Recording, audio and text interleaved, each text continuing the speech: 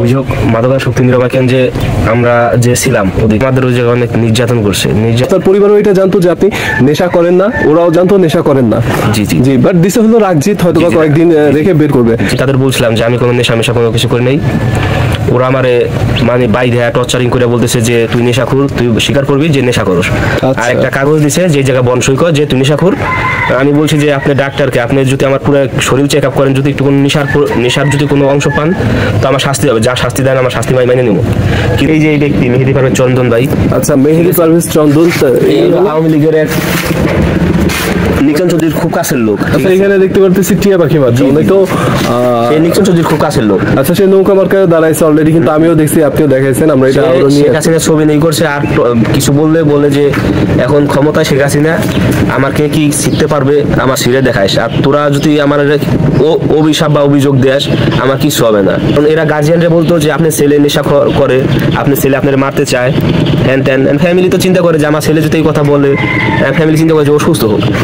তা ভাইয়া বেরোনোর কারণ ওই জায়গায় ভাইয়া বেরোচ্ছে, অনেক নির্যাতন করছে, খাবারের কষ্ট দিছে। চিকিৎসার জন্য কোনো ডাক্তার ব্যবস্থাপত্র বা এই ধরনের কি পদক্ষেপ তারা নিচ্ছে? চিকিৎসার ক্ষেত্রে ওরা আমার এক রুমের ভিতরে আটকায় রাখছে। আটকায় রাখার পরে আমি যেদিন সকালে দেখি যে খাবার দিছে, ওই খাবার আমার বাসার যে ওই খাবারগুলা খাই না। খাবার আমি প্রথম খাইতে পারতাম না। পরে শেষে খাবার খাওয়ানোর পরে 10টার দিকে গোসল করাইছে 2 জগ পানি দিয়ে।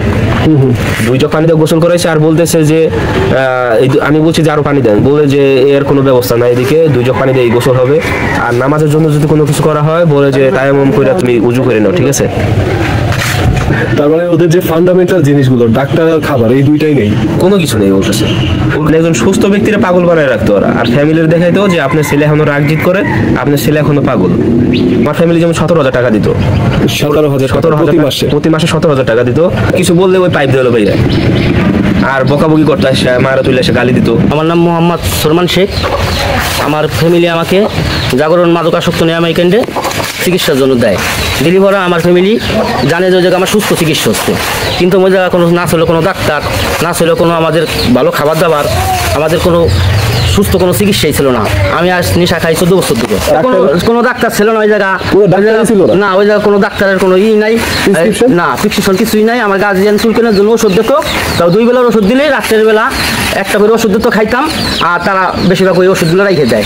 আর যেই সময় বলতাম কি যে ভাই আমার তো জ্বর হয়েছে, তা বলতো কি যে ওরে 2 ঘন্টা বাথরুমে ছুঁয়ে দেয়, আর নাইলে গোলদাগে বসে থাক। গোলদাগ মানে আমি নাক ঠেকাই ওয়ালের সাথে বসে থাকবো, নাক না ঠেকাইলে পিছনের আবার একজনের বলে কি কিল দিবি। তা আমাদের ভিতরে একটা ওখানে সিনিয়র বানায়, মানে গার্জিয়ান বানায়। ওই গার্জিয়ান বানাইলে ওই গার্জিয়ান যে সময় বলে কি ওই সে দাঁড়াই থাকে, কি লোক যে বলে দেয় কি যে ওই জায়গা যদি কপাল ঠেকাই নাক না ঠেকায় তাই পিছনে কিল দিবি, তো নাক ঠেকাই দিবি। এটা আমাদের বলে চিকিৎসা। কোনো চিকিৎসা নাই ওই জায়গা কোনো চিকিৎসা নাই। রাত্রেবেলা আমাকে একটা ঘুমের ওষুধ দিত, জাস্ট ওইটাই আমি খাইতাম।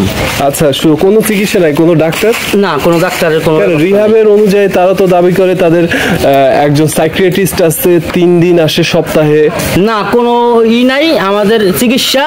ওই যদি আমরা কোনো নেগেটিভ দিতাম, মানে গার্জিয়ানের কাছে কিছু বলবার জন্য বলতাম, তাহলে দিত আমাদের ডিডাস্টিং দিত, এটি আমাদের চিকিৎসা। আর ডিডাস্টিং মানেটা কি? ডিডাস্টিং মানে কি, ওই এমপি সাহেবের চন্দন মিয়া 4-5টা কুকুর নিয়েছে আর পাখি এগুলা রাখছে, এইগুলার গু প্রস্রাব আমাদের দিয়ে পরিষ্কার করাইতো।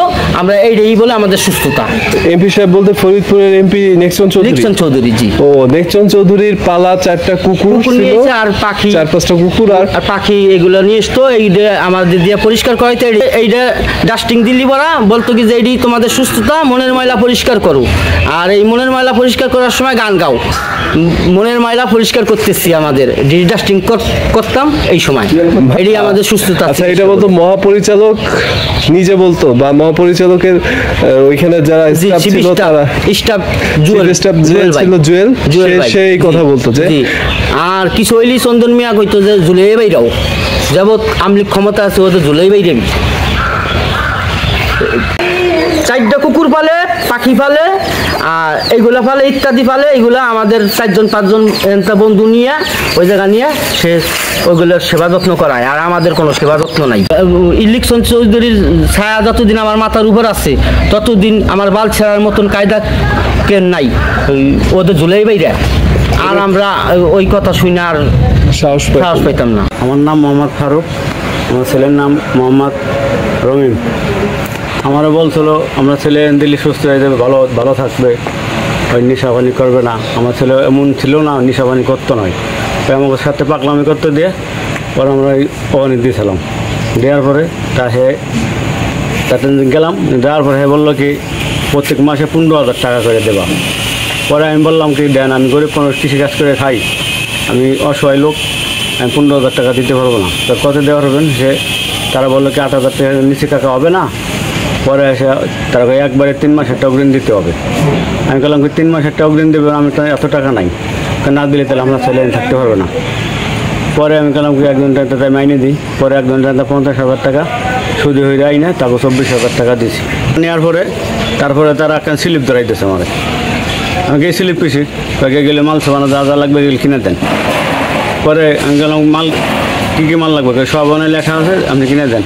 পরে 10,000 টাকা আইসে দেখি মুদি দোকান আইসি, হিসেব করে 10,000 টাকার মাল হয়েছে। কয়েল লাগছে 12 প্যাকেট, আমি 8 প্যাকেট কয়েল নিয়ে গেছি। তারা আমার মাল দেয় না, সম্পূর্ণ মাল নিয়ে গেছি। 8 প্যাকেট কয়েলের জন্য 8 প্যাকেট নিয়েছি, 12 প্যাকেট কয়েল লাগবে। পরে 8 প্যাকেট নিয়েছি, পরে গিয়ে আরও 4 প্যাকেট আনেন, নাহলে আপনার মাল সাবানা নিয়ে যান। পরে কি আমি মাল সাবানা কেরবো, আবার আরও 4 প্যাকেট কিনে 12 packet coil, 3 KG wheel powder ইত্যাদি সব কিছু ওরা কিনে দিছি। কিনে দেওয়ার পর আমার এই ছেলেটারে এমনভাবে টর্চার করছে ওর ভিতরে, ওরে খাবার দেয় নাই, ওরে 1 মগ পানি দিয়ে 2 মগ পানি দিয়ে গোসল করবার দেয়। একটা লোকের 2 মগ পানি মুখ ধোয়াইতে চলে যায়, তাই 2 মগ পানি দিয়ে ওর গোসল করবো কেমায়। পরে আর কি এত টর্চার করার পরে ওরা যে কয়েকদিন ছিল, আমার ছেলে আসলে 29 দিন, 29 দিনের দিন ওরা সব কিছু ভাঙ্গে জংলা ভাঙ্গা ওরা অন্তা ফালাই আসে। টর্চার না করলে তো আমার ছেলে তো আইন লোক না, আমার ছেলে পাগল না। আমরা টাকাও দিছি, আর আপনারা আমার ছেলেরা মারেন। পরে বাইরে আসার পরে আমার ছেলে বললো কি আব্বা এমনভাবে মারছে, দেখেন আমার জায়গায় জায়গায় লাল লাল হয়ে গেছে, আর ওরম চুলকিন হয়েছে, ওর কোনো ওষুধ নাই, পাতি নাই। আমারটা বলছে ডাক্তার থায়, ডাক্তার আসে, ইমাম সাহেবরা আছে, বাংলা লেখা পড়ে হবে, আমার খাতা কলম কিনাইছে আমার দাদা, কোনো কিছু নেই। এগুলো সব বোকাস। এদেশের সরকারের নামে একটা আবেদন, এগুলোর প্রতিরোধ চাই। এগুলোদেরকে আপনারা দেখতে পারেন, এগুলো প্রতিরোধ করতে হবে, নাইলে এরা দমন থাকবে না। এরা খুদে মানুষকে ধরে হরেনি হরে, আর ভালো মানুষেরা ওরা গেলে পরে পাগল বানাই ছাড়ি দেয়। ওরা যত ভালো মানুষ যাবেন দেখবেন ওরা টর্চারে দিলে ওরা পাগল বানাই ছাড়িয়ে দেবে।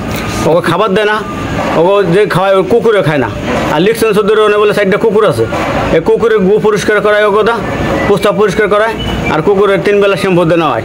আর আমরা টাকা দিই, আমার ছেলেকে ঠিকমতো খাবার দেয় না।